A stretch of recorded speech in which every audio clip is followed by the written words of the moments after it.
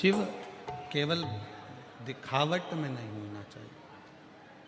भगवान शंकर केवल आप स्वरूप शिव जैसा बना लो या शिव जैसा आपका स्वरूप हो जाए, जटा बढ़ा ली, त्रिपुंड लगा लिया, गले में रुद्राक्ष की माला पहन ली, इससे शिव तत्व की प्राप्ति नहीं हो सकती। शिव तत्व की प्राप्ति है भगवान शंकर के विचारों को, भगवान शंकर का जो स्वरूप है उसको, और भगवान शंकर ने जो जो कहा उसको अपने भीतर उतारना। ये नहीं चल रहा है कुछ भी। भगवान शिव के विचारों को, भगवान शंकर के स्वरूप को अपने भीतर उतार। आप और हम काय में लगे हैं? शिव जी ने जटा बनाई तो अपन भी जटा बनाए। शिव जी ने त्रिपुंड लगाया है तो अपन भी त्रिपुंड लगा।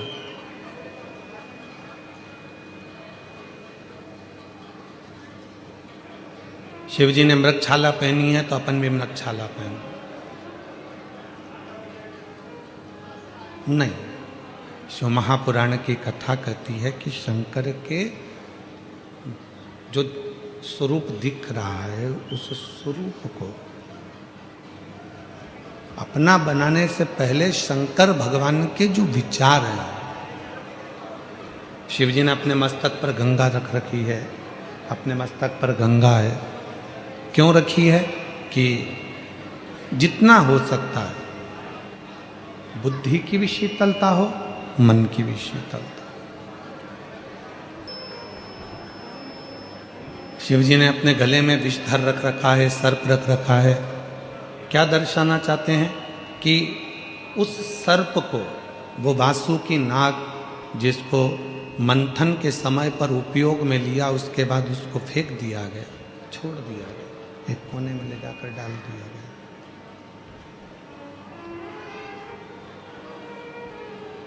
कोई देवता उस वासुकी नाग को पूछने भी नहीं गया कि तुझे तकलीफ क्या।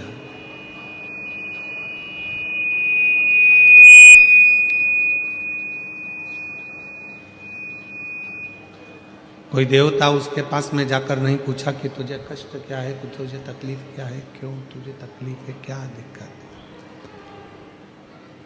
तब माँ पार्वती जी के कहने पर भगवान शंकर, वो घरदानी, त्रिकालदर्शी, कैलाशी, अविनाशी शिव उसके पास में गए। भगवान शंकर गए और शिव जी ने जब देखा उस वासुकी नाग की दशा को कि ये सब दूर से हार चुका है, टूट चुका है, शरीर में से इसके रक्त बह रहा है और ये अब संभल नहीं पाएगा, अब संभल नहीं सकता है। तब भगवान देवाधिदेव महादेव ने, भगवान शंकर ने उस वासुकी नाग को अपने गले में धारण कर लिया, अपने गले में पहन लिया, गले के अंदर। शिव महापुराण की कथा कहती है, भगवान शंकर का चरित्र कहता है, शिव तत्व कहता है, शिव महापुराण की कथा कहती है। जो दुनिया में हर जगह से टूट चुका है, जिसको लोगों ने ठोकर मार दी, धक्के दे दिए, अपशब्द कह दिया, ताने दे दिए, आड़ा टेढ़ा कह दिया, जो दुनिया में बहुत बहुत टूट चुका है, उसे कोई नहीं अपनाएगा। अगर अपनाएगा तो केवल मेरा देव अधिदेव महादेव ही अपनाएगा, मेरा शंकर अपनाएगा, मेरा शिव अपनाएगा।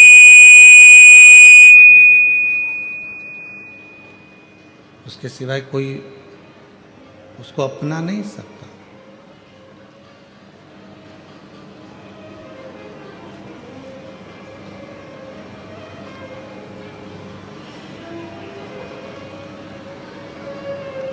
आप सब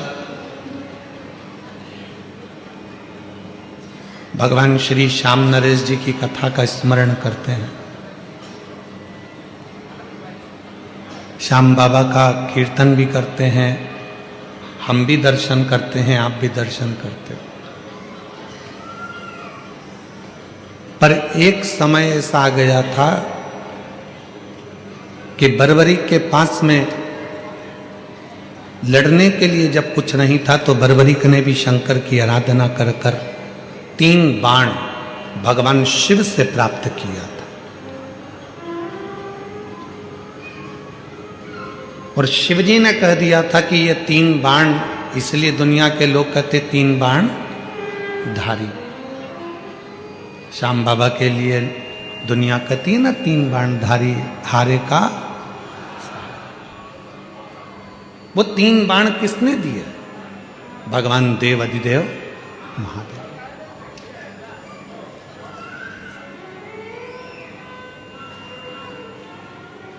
शिव ने ये दर्शाया, शिव ने ये बताया कि दुनिया में कोई हार चुका है, थक चुका है, ठोकरें खा चुका है, और वो सारी दुनिया में जब वो हर जगह से हार जाता है, ठोकर खा लेता है, फिर वो जब शिव की शरण में आता है, शंकर की शरण में आता है, तो वो खाली नहीं जाता। शिव उसको स्वीकार कर लेते हैं, शंकर उसको स्वीकार।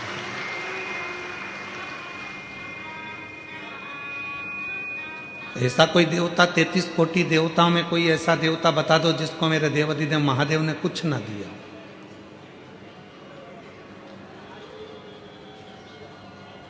ऐसा कोई देवता बता दो 33 कोटि देवता में जिसको भगवान शंकर ने कुछ प्रदान ना किया। इंद्र को भी उसकी सत्ता वापस मिली है तो शिव की कृपा से मिली।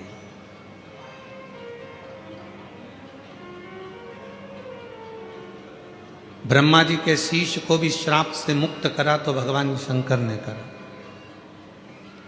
भगवान नारायण को भी अगर सुदर्शन चक्र दिया तो भगवान शिव ने दिया। भगवान राम भी लंका की चढ़ाई करने के लिए जा रहे हैं, पर लंकेश के ऊपर विजय प्राप्त करने के लिए शिव की जरूरत है, तो शिव ने कृपा कर।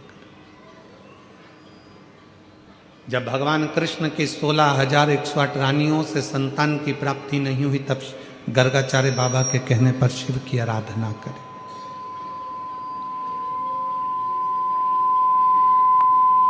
तब लाखों की संख्या में संतान की प्राप्ति हुई। कौन है ऐसा जिसको मेरे देवाधिदेव महादेव ने नहीं दिया?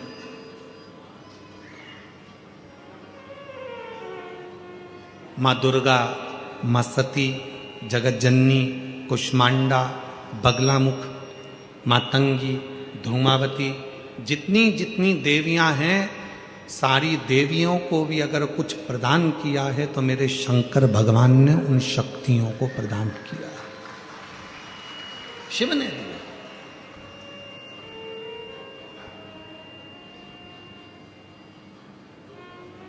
वो किसी को हारा हुआ नहीं देख सकता, वो किसी को टूटा हुआ नहीं देख सकता।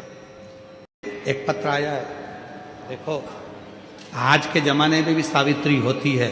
लोग कहते थे पुराना, देखिए पत्र को जरा एलईडी पर पढ़िएगा। इस पत्र को कहते हैं पुराने जमाने में सावित्री अपने पति के प्राणों को लेकर आई थी, आज के जमाने में भी सावित्री है। मैं गुजरात जिला